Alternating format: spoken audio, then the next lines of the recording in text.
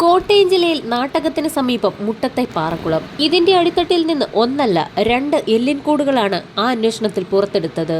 19 വർഷം ദുരൂഹത മൂടിക്കിടന്ന ചോദ്യങ്ങൾക്കുള്ള ഉത്തരങ്ങൾ കൂടിയായിരുന്നു ആ 2 എല്ലിൻകൂട്ടങ്ങൾ. ഒരു 13കാരന്റെ തിരോധാനം, നിരന്തരം പണം ആവശ്യപ്പെട്ട് ഫോൺ കോളുകളും ഊമക്കത്തുകളും. തുമ്പില്ലാതെ നീണ്ട കേസിൽ പോലീസ് പിൻവാങ്ങിയിട്ടും വിട്ടുകൊടുക്കാൻ തയ്യാറാകാതെ രക്ഷിതാക്കളുടെ നിയമ പോരാട്ടം. പിന്നീട് നടന്നതാകട്ടെ സിനിമാ കഥകളെ പോലും വെല്ലുന്ന സംഭവങ്ങൾ. കോടതി ഇടപെടൽ രൂക്ഷമായതോടെ ഒടുവിൽ പോലീസിന്റെ പഴുതടച്ചുള്ള അന്വേഷണ നീക്കങ്ങൾ. ആ അന്വേഷണ നേതൃത്വം കൊടുത്തതാകട്ടെ KG സൈമൺ എന്ന പ്രഗത്ഭനായ പോലീസ് ഉദ്യോഗസ്ഥനും. അവസാനം ആ കൊലയാളിയിലേക്ക് അവർ ചെന്നെത്തി. തെളിഞ്ഞത് കേരള മനസാക്ഷിയെ പോലും ഞെട്ടിക്കുന്ന 2 വലിയ കൊലപാതക കഥകൾ. അതൊരു ഓണക്കാലമായിരുന്നു. ചതയാഘോഷ പരിപാടി കാണാൻ മധുമൂല കവലയിലേക്ക് ഇറങ്ങിയ മഹാദേവൻ എന്ന കുട്ടി. മധുമൂല അവന് പരിചയമില്ലാത്ത സ്ഥലമല്ലായിരുന്നു. കാരണം അച്ഛൻ വിശ്വനാഥനാചാര്യയുടെ ഉദയ സ്റ്റോഴ്സ് സ്ഥിതി ചെയ്യുന്നത് മധുമൂലയിലാണ്. കൂടാതെ അന്ന് വാഴപ്പള്ളി സെന്റ് തെരേസസ് സ്കൂളിലെ 6ാം ക്ലാസ് വിദ്യാർത്ഥിനി കൂടിയായിരുന്നു അവൻ.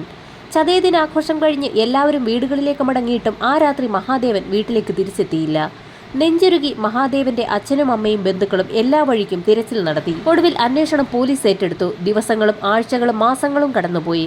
പത്രങ്ങളിൽ പരസ്യം കൊടുത്തിട്ടും മഹാദേവനെ കണ്ടെത്താനായില്ല. ഇതിനിടെ കുട്ടിയെ വിട്ടുതരാമെന്ന് പറഞ്ഞ് മോചനദ്രവ്യം ആവശ്യപ്പെട്ട് മഹാദേവന്റെ അച്ഛൻ വിശ്വനാഥന് ഫോൺ വിളികളും സന്ദേശങ്ങളും വന്നു തുടങ്ങി. ആദ്യം 45,000 രൂപയായിരുന്നു ആവശ്യപ്പെട്ടത്. എന്നാൽ മകനെ തിരിച്ചു കിട്ടാനായി എന്ത് വിട്ടുവീഴ്ചയ്ക്കും വിശ്വനാഥൻ തയ്യാറായിരുന്നു. പണം കിട്ടുമെന്നുറപ്പായ പ്രതികൾ തുക കൂട്ടിക്കൊണ്ടേയിരുന്നു. 45,000 പിന്നീട് 2 ലക്ഷവും 3 ലക്ഷവും ഒക്കെയായി മാറി. കൃത്യമായ ഇടവേളകളിൽ ഫോൺ വിളികൾ വന്നു. എന്നാൽ കുട്ടിയോട് തനിക്കൊന്ന് സംസാരിക്കണമെന്നുള്ള വിശ്വനാഥന്റെ ആവശ്യം മാത്രം അവർ തള്ളി. പകരം കുട്ടിയുടെ ഒരു ചെരുപ്പ് തപാലിൽ അയച്ചു കൊടുത്തു. ഇതോടെ കുട്ടിയെ തട്ടിക്കൊണ്ടുപോയതാണെന്നും കുട്ടി ജീവനോടെ തന്നെ ഉണ്ടെന്നും പോലീസും നാട്ടുകാരും വീട്ടുകാരും ഉറപ്പിച്ചു. എന്നാൽ പിന്നീട് ഫോൺ വിളികൾ വന്നില്ല. മഹാദേവന്റെ വീട്ടിലേക്കുള്ള ഫോൺ വിളികൾ ടെലിഫോൺ എക്സ്ചേഞ്ച് വഴി പോലീസ് നിരീക്ഷിക്കുന്നുണ്ടെന്ന് നാട്ടിൽ സംസാരമുയർന്നതോടെയായിരുന്നു ഈ ഫോൺ വിളികൾ നിലച്ചത്. പ്രതികൾ ഫോൺ വിളികൾ നിർത്തിയെങ്കിലും ഭീഷണിക്കത്തുകൾ വന്നുകൊണ്ടേയിരുന്നു. കത്തുകളുടെ അടിസ്ഥാനത്തിൽ ബന്ധുക്കൾ പലയിടങ്ങളിലായി പണവുമായി എത്തിയെങ്കിൽ പോലും പണം കൈപ്പറ്റാൻ മാത്രം ആരും എത്തിയില്ല. അങ്ങനെ ഊമക്കത്തുകളുടെ വരവും നിലയ്ക്കുന്നു.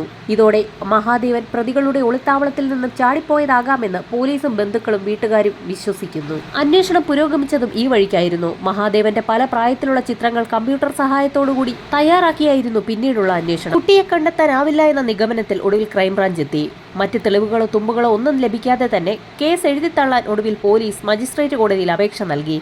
എന്നാൽ മഹാദേവന്റെ പിതാവ് വിട്ടുകൊടുക്കാൻ തയ്യാറായിരുന്നില്ല. CBIക്ക് അന്വേഷണം കൈമാറണമെന്നാവശ്യപ്പെട്ടുകൊണ്ട് കുട്ടിയുടെ അച്ഛൻ വിശ്വനാഥൻ ഒടുവിൽ ഹൈക്കോടതിയെ സമീപിക്കുന്നു. കേസ് തുടരുന്നതിനിടെ അവിചാരിതമായി വിശ്വനാഥൻ മരിച്ചു. പിന്നീട് അദ്ദേഹത്തിന്റെ ഭാര്യയാണ് മുൻപോട്ട് പോയത്. വൈകാതെ അവരും മരണമടഞ്ഞു. തുടർന്ന് അഭിഭാഷകനായ ജയകൃഷ്ണൻ ഹർജിക്കാർക്ക് വേണ്ടി ഹാജരായി. ഒടുവിൽ ഹൈക്കോടതിയുടെ ഇടപെടലുണ്ടായി. കുട്ടിയെ കണ്ടെത്താൻ വീണ്ടും അന്വേഷണം നടത്തണമെന്നായിരുന്നു ഉത്തരവ്. ADGPയുടെ മേൽനോട്ടത്തിൽ 6 മാസത്തിനകം അന്വേഷണം പൂർത്തിയാക്കണമെന്നായിരുന്നു ജസ്റ്റിസ് KM ജോസഫിന്റെ നിർദ്ദേശം. അപ്പോഴേക്കും മഹാദേവനെ കാണാതായിട്ട് 15 വർഷം പിന്നിട്ടു. ഹൈക്കോടതി ഉത്തരവിനെ തുടർന്ന് അന്വേഷണത്തിനെത്തുന്നത് അന്ന് ക്രൈംബ്രാഞ്ച് SP ആയിരുന്ന KG സൈമൺ ആണ്. എറണാകുളത്തെ മിഥില മോഹൻ കേസ് മുതൽ പിൽക്കാലത്ത് കൂടത്തായിലെ 6 കൊലപാതകങ്ങൾ വരെ തെളിയിച്ച സമർത്ഥനായ ഉദ്യോഗസ്ഥനാണ് ഇപ്പോൾ റിട്ടയർമെന്റ് ജീവിതം ആസ്വദിക്കുന്ന KG സൈമൺ. കേസ് പഴുതടച്ചുള്ള അന്വേഷണം ആരംഭിച്ചു. കുട്ടി ജീവനോടെയുണ്ടായിരുന്നെങ്കിൽ ഇപ്പോൾ തിരികെ വരാനുള്ള സമയമായി. കുട്ടിയുടെ തിരോധാനത്തിന് ശേഷം മോചനദ്രവ്യം ആവശ്യപ്പെട്ട് ഫോൺ വിളിച്ചതോടെ തട്ടിക്കൊണ്ടുപോയത് ഭിക്ഷാടന മാഫിയ അല്ല എന്ന് പോലീസ് ഉറപ്പിച്ചിരുന്നു. പ്രതികളുടെ ലക്ഷ്യം സാമ്പത്തിക നേട്ടമാണെന്നും അതിലൂടെ മനസ്സിലാക്കിയിരുന്നു. ഫോൺ വിളികളും ഊമക്കത്തുകളും അവസാനിച്ചതോടെ കുട്ടി ജീവനോടെ ഉണ്ടാവാനുള്ള സാധ്യതയും പോലീസ് പരിശോധിച്ചു.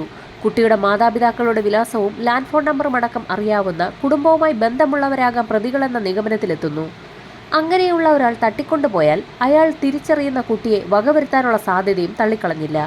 അന്വേഷണം ഏറ്റെടുത്തതിന് പിന്നാലെ പഴയ കേസ് ഡയറി വീണ്ടും പഠിച്ച KG സൈമണിന് ഒരു പിടിവള്ളി കിട്ടുന്നത് വിശ്വനാഥന്റെ കടയിലെ ജീവനക്കാരന്റെ മൊഴിയിൽ നിന്നാണ്. സംഭവ ദിവസം മഹാദേവൻ സമീപത്തെ ഉണ്ണി എന്നയാളുടെ സൈക്കിൾ കടയിലേക്ക് പോകുന്നത് കണ്ടു എന്നായിരുന്നു ഇയാളുടെ മൊഴി. കൂടാതെ മഹാദേവനെ കാണാതായ ദിവസങ്ങൾ കഴിഞ്ഞപ്പോൾ ഈ ഉണ്ണി സൈക്കിളും അതിന്റെ താക്കോലും തിരികെ വീട്ടിലേൽപ്പിച്ചിരുന്നു. കാണാതാവും മുമ്പ് നന്നാക്കാനായി മഹാദേവൻ കടയിൽ ഏൽപ്പിച്ചതായിരുന്നു സൈക്കിൾ എന്നായിരുന്നു ഉണ്ണി അന്ന് പറഞ്ഞത്. എന്നാൽ സൈക്കിളിന്റെ താക്കോലാകട്ടെ മഹാദേവന്റെ അച്ഛന്റെ കടയിൽ നിന്ന് പിന്നീട് കണ്ടെത്തുകയും ചെയ്തിരുന്നു.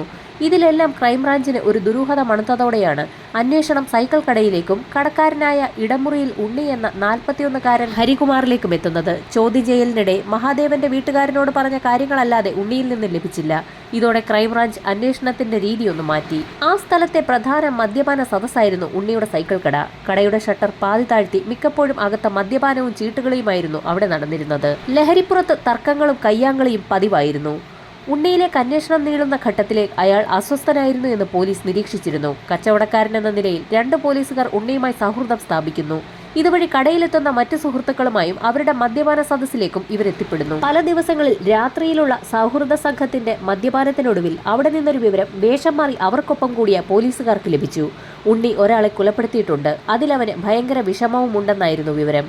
കൂടാതെ ഉണ്ണിയുടെ സുഹൃത്തുക്കളിൽ ഒരാളെ കാണാതായിട്ടുണ്ടെന്നും ക്രൈംബ്രാഞ്ച് സംഘം മനസ്സിലാക്കി. തുടർന്ന് ഉണ്ണിയെയും ഉണ്ണി സ്ഥിരം സന്ദർശിക്കുകയും ഒരുമിച്ചിരുന്ന് മദ്യപിക്കുകയും ചെയ്തിരുന്ന 2 സുഹൃത്തുക്കളെയും വിശദമായി ചോദ്യം ചെയ്യാനായി ക്രൈംബ്രാഞ്ച് സംഘം കസ്റ്റഡിയിലെടുക്കുന്നു. മഹാദേവൻ ജീവിച്ചിരിപ്പില്ല എന്ന വസ്തുതയാണ് പോലീസ് ഇതിലൂടെ വെളിച്ചത്ത് കൊണ്ടുവന്നത്. മഹാദേവനെ തേടി ഉണ്ണിയിലെത്തിയ അന്വേഷണ സംഘത്തെ ഞെട്ടിച്ചത് ആ കുട്ടിയുടെ കൊലപാതകം മാത്രമല്ല, ആ കൊലയ്ക്ക് കൂട്ടുനിന്ന തന്റെ സുഹൃത്തിനെ കൂടി നിർദാക്ഷിണ്യം ഉണ്ണി കൊന്നു തള്ളി എന്നുള്ള സത്യം കൂടിയായിരുന്നു. മഹാദേവൻ എന്ന 13-കാരനെ കൊന്നിട്ട് ഉണ്ണിക്ക് എന്താണ് നേട്ടം? കുട്ടിയെ കൊലപ്പെടുത്തിയിട്ടും ജീവിച്ചിരിപ്പുണ്ടെന്ന് വീട്ടുകാരെ വിശ്വസിപ്പിച്ച് പണം ആവശ്യപ്പെട്ടത് എന്തിനാണ്? എല്ലാത്തിനും കൂടെ നിന്ന സുഹൃത്തിനെയും കൊന്ന് പാറക്കുളത്തിൽ കെട്ടിത്താഴ്ത്തിയത് എന്തിനാണ്? KG സൈമൺ സംഘവും ഈ ചോദ്യങ്ങൾക്കുള്ള ഉത്തരമാണ് പിന്നീട് തേടിയത്. നാട്ടുകാരോട് ഇടപഴകുന്ന സ്വഭാവം ഉണ്ണിക്കില്ല. കടയിലെത്തുന്നവരോട് മാത്രമാണ് സംസാരിക്കുന്നതും ചങ്ങാത്തം കൂടുന്നതും. ലോട്ടറി എടുത്ത് ഭാഗ്യം പരീക്ഷിക്കുന്നതായിരുന്നു അയാൾക്ക് മറ്റൊരു ലഹരി. അതുമായി ബന്ധപ്പെട്ട് ചില തട്ടിപ്പ് പരിപാടികളും ഈ സംഘത്തിനുണ്ട്. ഇതിനെല്ലാം പണമാണ് ആവശ്യമെന്ന് മനസ്സിലാക്കിയതോടെ ഒരു പദ്ധതി ഉണ്ണിയും സംഘവും ആസൂത്രണം ചെയ്യുന്നു. സൈക്കിളിൽ കാറ്റ് നിറയ്ക്കാനായും മറ്റും മഹാദേവൻ വരാറുണ്ടായിരുന്നു. കുട്ടിയുടെ കഴുത്തിലെ അത്യാവശ്യം തൂക്കമുള്ള സ്വർണ്ണമാലയിലായിരുന്നു ഉണ്ണിയുടെ നോട്ടം. ഇതിന്റെ ആദ്യപടിയായി മഹാദേവനുമായി ഉണ്ണി നല്ല ബന്ധം സ്ഥാപിക്കുന്നു.